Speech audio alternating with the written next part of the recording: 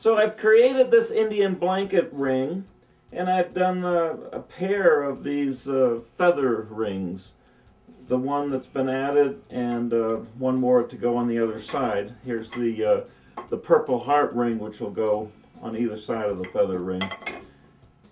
This was done for demonstration purposes, but it's a shame not to use it, so I went to some graph paper and drew a blueprint to incorporate this series of rings into a vessel.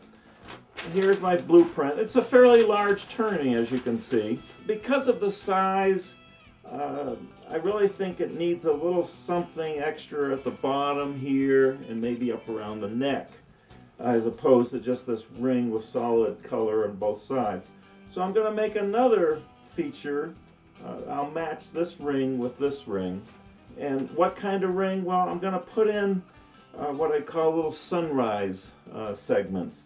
And I'll show you how I built those kind of rings next. Before I can build anything, I need to know the approximate dimensions. That's a simple matter, as you already know. Taking diameter times pi, getting circumference, dividing by number of pieces, in this case 10 pieces.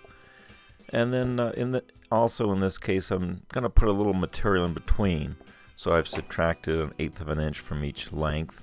I've got a total dimension a little over 2.5 inches long.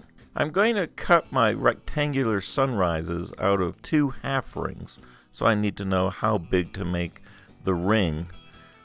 By doing this sketch, I can determine a diameter of 3.5 inches.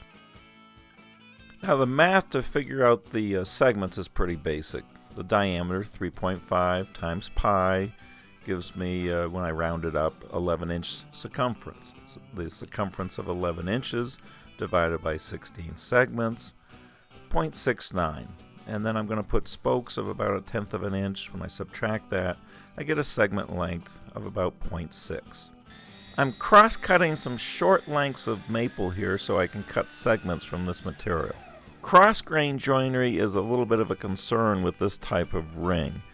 To minimize it, I'm going to cut my segments with the wood grain radiating out from the center, different than most segments.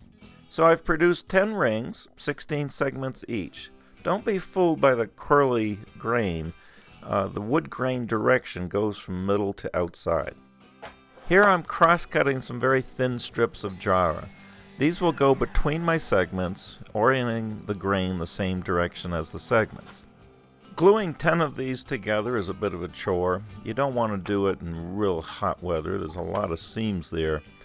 I've really sped up the action here ultra fast, but you do have to work quickly. Everything has to have glue spread on all the surfaces. I'm using the half ring technique because I only need half rings anyway. Initially I clamp it with rubber bands, adjust everything just right before applying a couple of hose clamps. There's a lot of surface here to drive glue out of. I let these sit overnight. Now it's a matter of getting them all cleaned up. I want to create some nice flat parallel surfaces so I can mill these into rectangular segments. These are pretty rough, a lot of unevenness. It would take a lot of disc sanding to get them perfectly flat and smooth. So I'm just going to do a little bit of disc sanding so they're smooth enough to run through my table saw. That will require a custom push block, as you can see here. I'm barely removing any material, just enough to get a nice smooth surface. After creating that smooth surface on one side of all my pieces, I'll just move the fence in just a smidgen, turn them around, and make one more pass on the other side. This will ensure I've got nice parallel surfaces.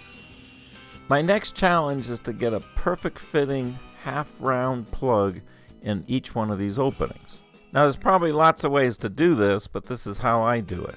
By epoxying in a dowel, I create the ability to accurately drill a hole using a Forstner bit. Here's my center point, and I'm going to put a hose clamp around this with a couple of shims, because without it, when the drill bit reaches the bottom, this will have a tendency to fly apart. I'm using a 1 1/8 inch drill bit. The dowel is ingrained, so I have to go pretty slow. And I hate to admit it, but it probably produces a straighter, more perfect surface for gluing in a plug than I could create on the lathe. I'm using the same drill bit just to score some marks on this tulip wood. I'll go to the bandsaw and cut these out. To turn my round tulip wood plugs, I'm going to use these MDF waste blocks. They were just created using standard nuts. True up the surface, I'll use the tailstock as a clamping device. This perfectly centers it, and that outline that the drill bit left gives me a guide for my final diameter. Here they are, ready to be turned. I've given myself a couple extra just in case.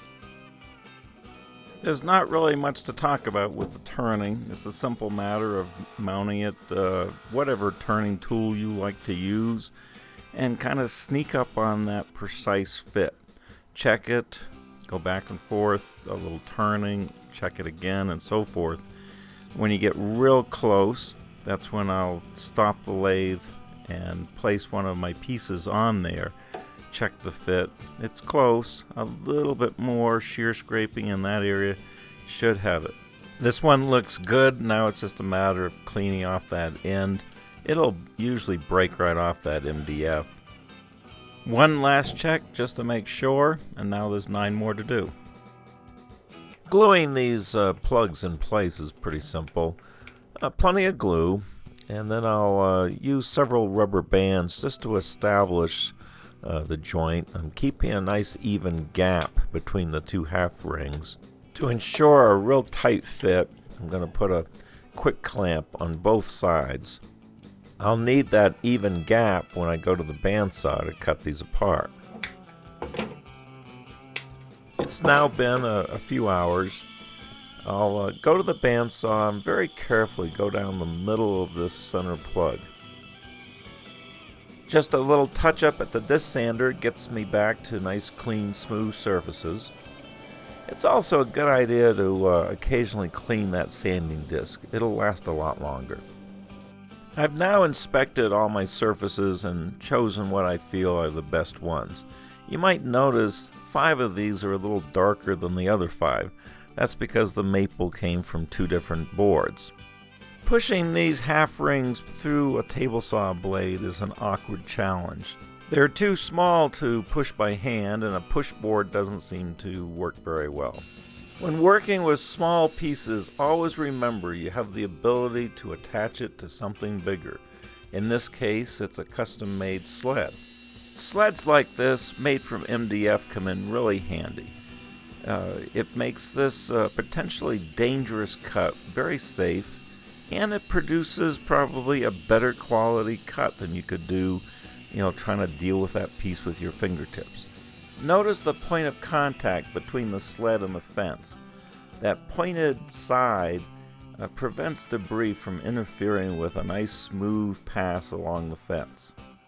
Here are my 20 pieces, 10 for each ring, and I've separated the 2 colors.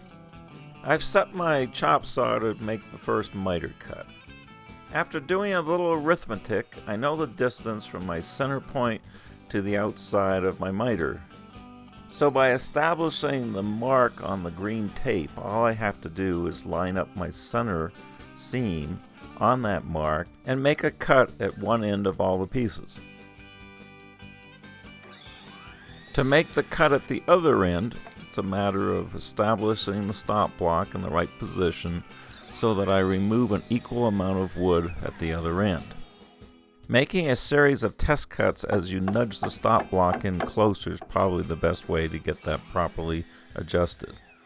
The goal is to center things as much as possible, so a close inspection of all the ends, determining which end might be the longest, nudging in the stop block, and then making a series of tiny cuts on whichever end was longest will improve things.